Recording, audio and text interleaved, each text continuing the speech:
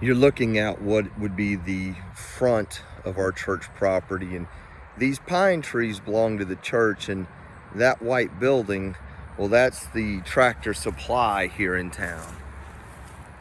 Used to be the Wal Mart building. Now our church sits on this side of the camera and Tractor Supply is right there. When this church was built in the mid-1980s, it was a piece of farm property that was donated by some church members, and none of this was here. It was just farm, and Highway 64 was developing, and Highway 32 through town was developing, and really downtown was that way, and the town was slowly growing this way. So the church was built first, but we didn't have this access road to come up here, so they came in from the farm. And shortly after the church was built, Walmart moved to town, and so they built this building on the front of the property.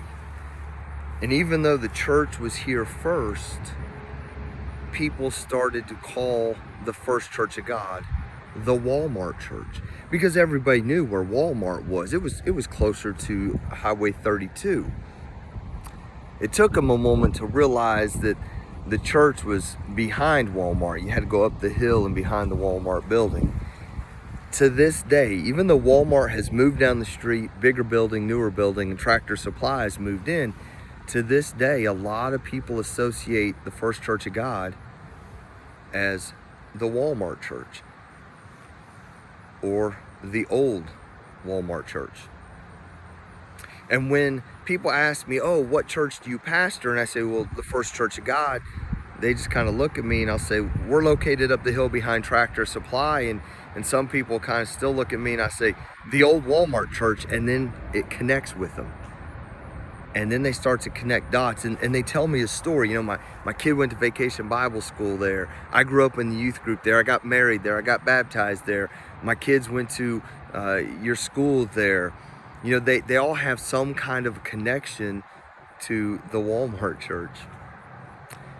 Especially in small towns. It could happen in big towns, but in small towns, your church needs to have some kind of an identity with the community. I'm trying to change our identity a little bit. I don't want to be known as the Walmart Church. Over this direction, we have a neighborhood. It's 170 houses back there. We sit right between commercial and residential. We're the boundary. And so we started to tagline ourselves as your neighborhood church. And we really do a lot to reach out to this neighborhood behind us and try and partner with them and open doors for them. And really, we're trying to do that with all of Moorhead community and even around county, and trying to be your neighborhood church and not, the Walmart Church. The last church I was at, and you know which church it was because it's the church you grew up in. It's a big metal building. It used to have a blue roof. And when I was the youth pastor there, people would say, what church are you at? And I'd say the First Church of God, and I don't know where that is. And if I said the Blue Roof Church, they knew exactly where it was. And again, the stories flowed. Oh, my kid goes to Vacation Bible School there. Oh, my high schooler eats, Thursday night football dinners there. Oh, I got married there. Oh, Pastor so-and-so's there. And they just connected all these dots. This summer, that church repainted their metal roof, and they painted it kind of a beigeish color. And you think, well, metal roofs need maintenance and it needs upkeep, it needs a fresh coat of paint, and that's true, and I'm all for taking care of your property. But the public outcry from when they went from the Blue Roof Church to now they're not the Blue Roof Church. I mean, because people had connected, they identified with that church. Even if they didn't go there, everybody in that town and in that county knew the Blue Roof Church. So a thing as simple as changing the color of your roof had an effect on the community. Now, I don't know if it's going to stop anybody from going to church there. I doubt it. That'd be a dumb reason. But it affected people.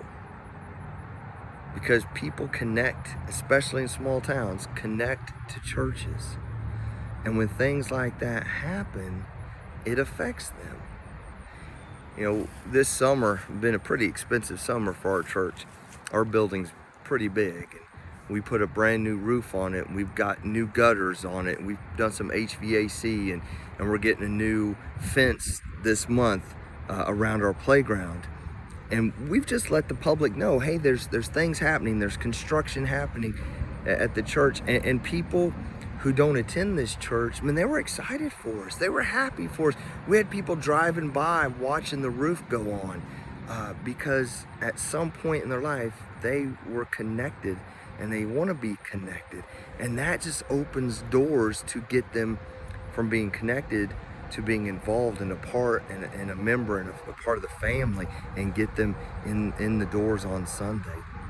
Keep your eyes wide open for the identity of your church, for the connection points, for how people, what people call your church or how they recognize your church. I would much rather be called your neighborhood church than the Wal Mart Church. But I'm sure for as long as this building is on this piece of property and that building's on the front end of our property, we will forever be known as the Wal Mart Church. Hey, I love you, and I hope that your church, wherever it is, whatever, however people connect with it, that you're impacting people's lives. I love you. I'll see you next time.